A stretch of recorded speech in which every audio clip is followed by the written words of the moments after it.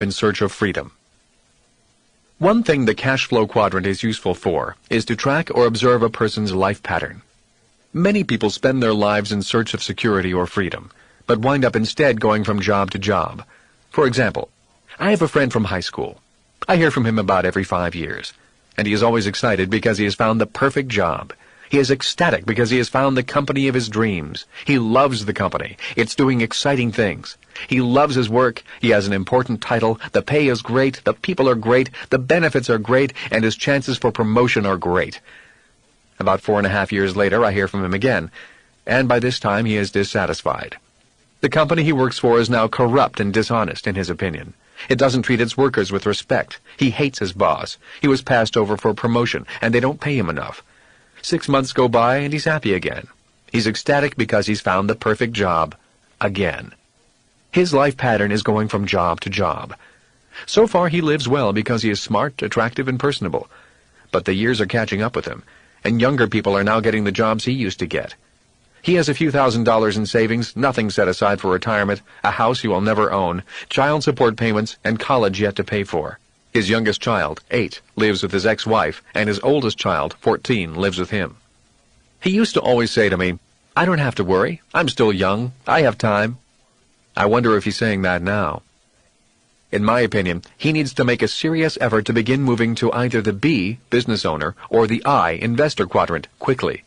A new attitude and a new educational process need to begin. Unless he gets lucky and wins the lottery or finds a rich woman to marry, he is on a course of working hard for the rest of his life. Doing your own thing. Employees become self-employed. Another common pattern is someone going from E, employee, to S, self-employed. During this current period of massive downsizing, many people are getting the message and are leaving their jobs with big companies to start their own businesses. There is a boom in so-called home-based businesses.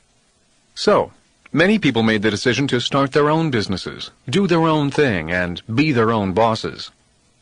Of all the life paths, this is the one I feel for the most. In my opinion, being an S, self-employed, can be the most rewarding and also the most risky.